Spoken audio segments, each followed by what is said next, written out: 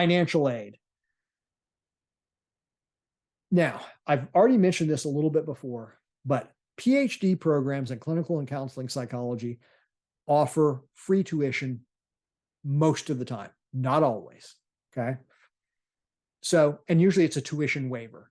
If they don't offer a tuition waiver, the PhD programs almost always waive out of state. So it could be the difference between, you go to a state university and out of state tuition's $40,000 a year, in-state's $15,000 a year. So it can be a huge difference in that.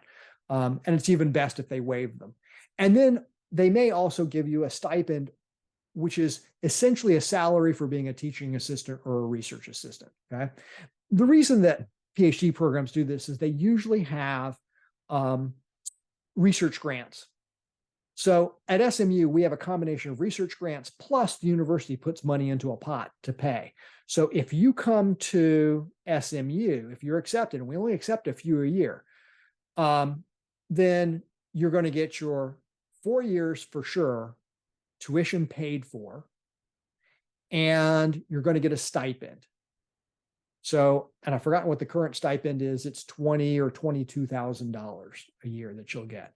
So you'll have to pay no tuition and you'll get that money. And it's livable money. It's not great money. You're not living high on the hog, but you're able to make it through.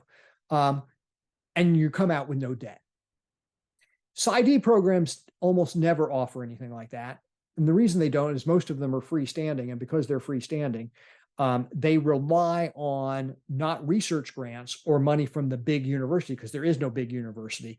They rely on your payment for it. Okay. So there are a few grants, there are a few,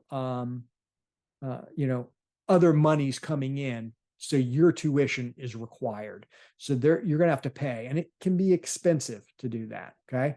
Most MD, DO programs and most master's programs, all the master's programs, they may offer a few people a partial scholarship, but most master's programs and MD programs are money generators for the university. Okay. In fact, a lot of universities, not just in mental health, but they'll come up with a master's degree in any other area. It could be a master's in liberal arts, a master's in statistics, a master's in just all different things. Those are typically money makers. The idea is that you get that master's and it will help you in your career, but you got to pay for that because you're not providing research for the university. See, the PhD student in clinical psychology is actually providing research for the university. That's how university gets grants. You can't do good research unless you have a lot of assistants, and doctoral students are some of your best assistants.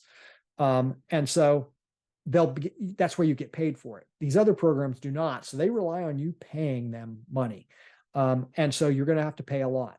How much your tuition costs? Well, this is a reasonable range to expect. A low of about $8,000. It won't be very many of those. A high of about $73,000 per year.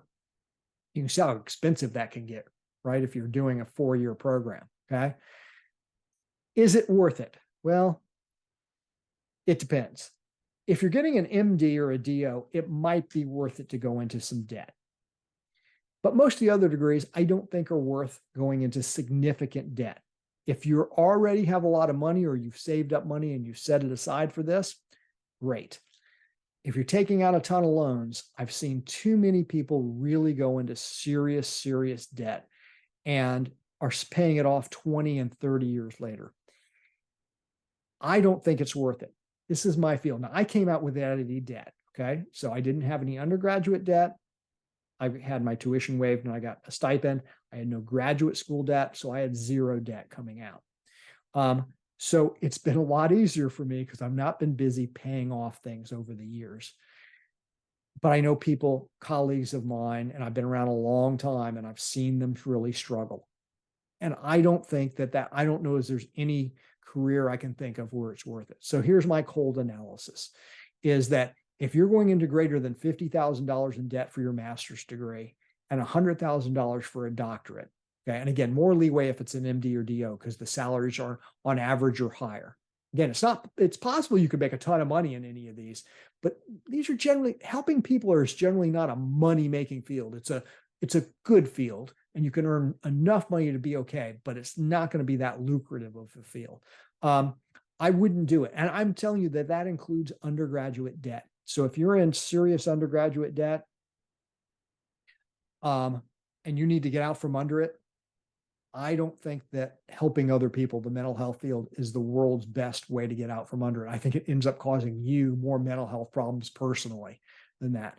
So I'm against going into debt. Now, as a result, I'm a much bigger fan of going to schools that are perhaps state schools that are not as well known, that you're going to be in that maybe probably not, but maybe $15,000 a year. Now that's not unreasonable to do that. And there are some really good schools you can do that and get good degrees at. So let that modulate your decision making.